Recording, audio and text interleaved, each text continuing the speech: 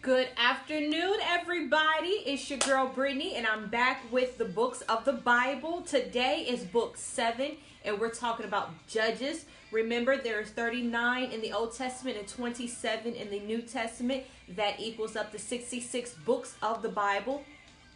Today, in the 7th book of the Bible, in Judges, the author is Prophet Samuel, most likely, and this was written around 1050 BC, and that's before Christ.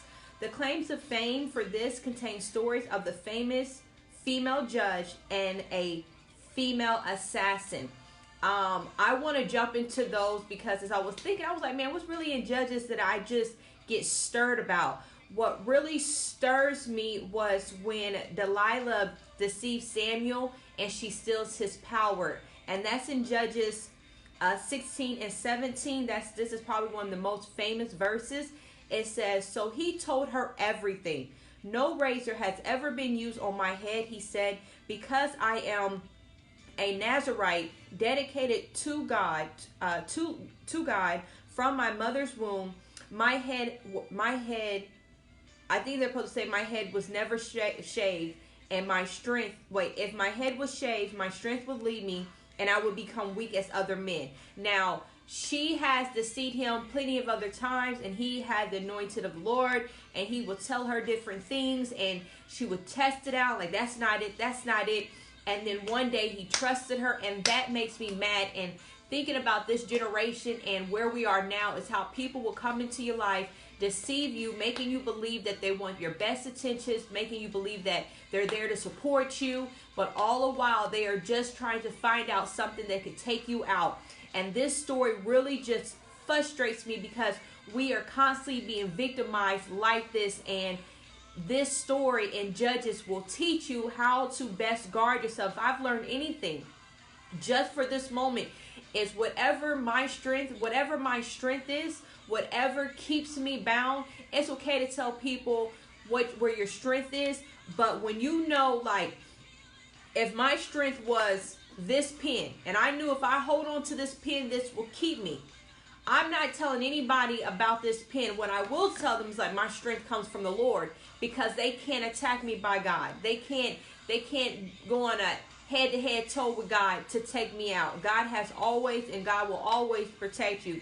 And so if I'm learning anything to share one, it's when you have something that you know it's a connection between you and God. I don't care if they're your children. You keep that between you and God, because even your kids can deceive you. Even your loved ones can deceive you. But I don't want to go in too deep because that's not where the conversation was. But it was pretty much just be on your best lookout for things like that. And also, one of the famous stories also includes Judge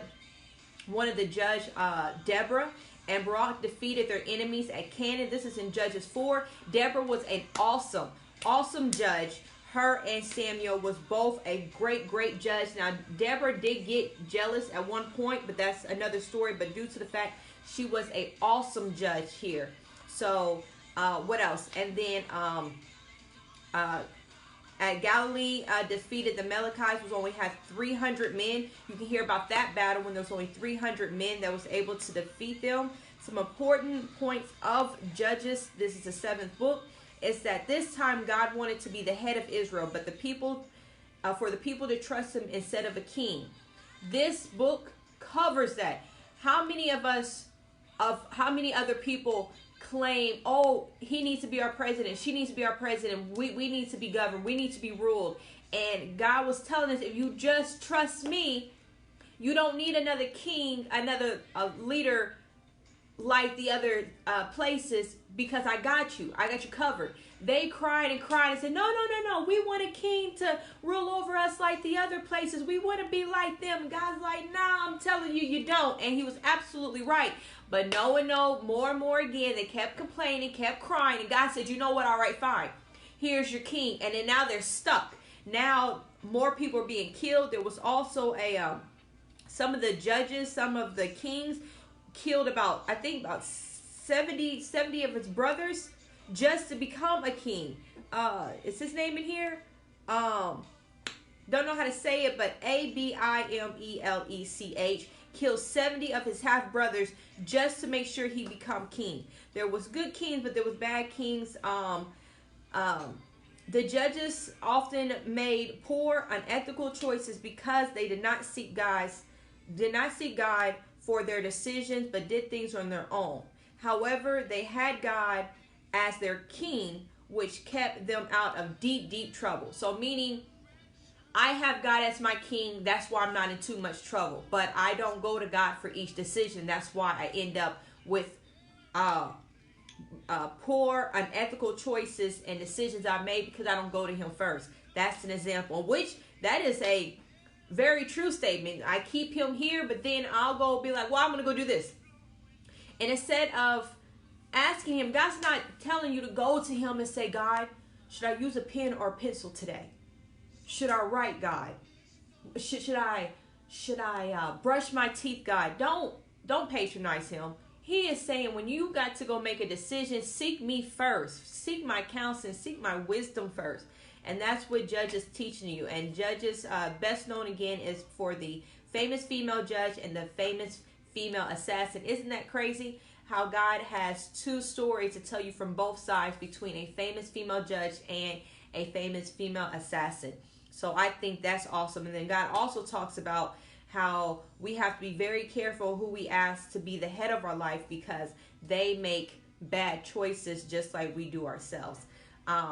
Again, the author is Prophet Samuel. This is the Old Testament book, number 7, Judges.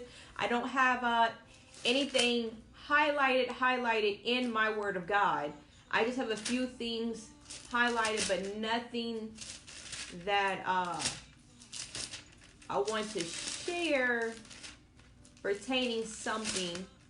But one story in Judges that really made me so angry is how Samson